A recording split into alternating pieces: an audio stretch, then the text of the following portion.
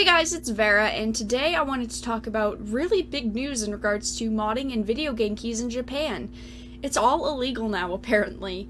In December, Japanese lawmakers had actually pushed forward an amendment to the Unfair Competition Prevention Act that bans saved game editors and console modding, and other changes to make it illegal to sell product keys in games without the software maker's permission.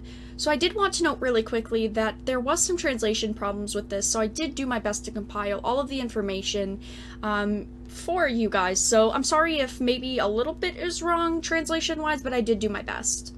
So Act 1 is transfer of tools and programs to remodel saved data of game software. Act 2 is selling or posting on the internet serial code and product keys that the software maker does not license. And Act 3 is perform remodeling of saved data. And the potential cost of fines that you could receive for breaking the laws are as high as 5 million yen or 46,000 US dollars. Most people that modify consoles or even games just want to play with the software, they want to play with the technology, they're not trying to do anything malicious. If someone can put technology together, they want to take it apart or add to it to see the real potential that the device has. So one example that people have done through Pokemon games, even recent ones like Let's Go, Pikachu, and Eevee, is that most people would mod the Pokemon to have different stats and different attributes, and of course modding in the retro game community is really popular.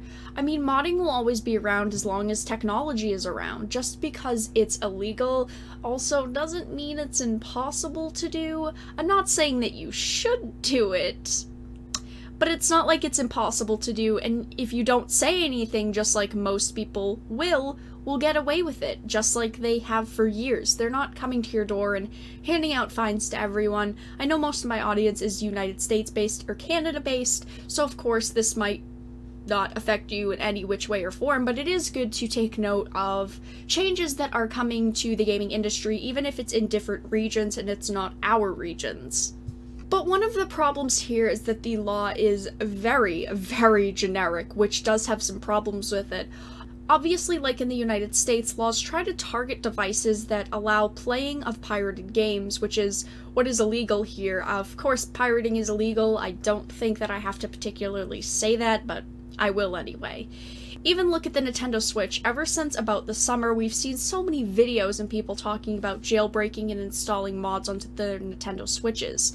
Of course, what Nintendo does is that they will ban you from their online services on the modded console. It's all that they've really got to do with newer systems. It's not like they can confiscate, an item that you legally own just because you change it.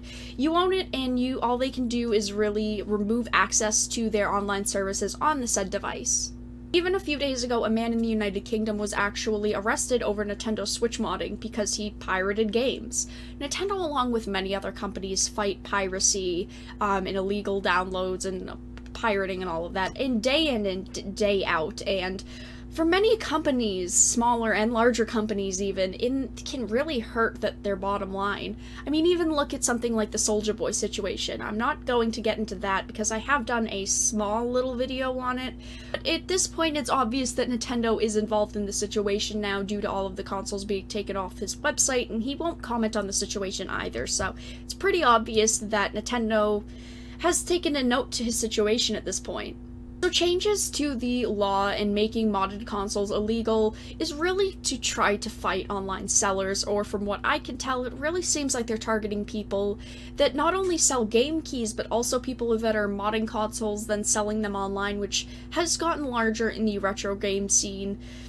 Because the retro game scene has grown so extensively in the past couple of years, more so recently than not. Custom game consoles have been as big as long as consoles have really been around. More in recent times due to the retro market being more popular, along with new technology, things like that. But whether or not that they have pirate games on them, it doesn't matter. They're just trying to generalize it, but it's too generalized in my opinion. I just think that all of these laws, all of the changes, they really haven't been detailed enough to really put forward these changes, so I think that it's too generalized in my opinion, but let me know your opinions in the comments down below. I do really like to talk about this stuff because it might not be in our region, but it could also translate to our region at some point. There could also be changes to things, once one place starts changing something, then another place changes something. It's kind of like, the censorship in gaming. The Resident Evil versions in Japan, there's a censored version and an uncensored version, but who knows, that could always translate to US versions, maybe not in that particular game, but just gaming in general. But I hope that you guys enjoyed this video and all of the information packed into it. If you did like it, make sure to give it a like, and if you didn't, of course, make sure to give it a dislike. I appreciate your support either which way. It all counts in my mind. But I hope that you guys did enjoy, and I'll talk to you guys again really soon. Hey there, thank you so much for sticking around until the end of the video. You should click that subscribe button, and there are plenty of ways to show support to the channel, such as following me on Twitter, joining the Dark Titans Discord server, or even chipping in on Patreon and becoming a Dark Titan yourself. I'll see you all in the next video.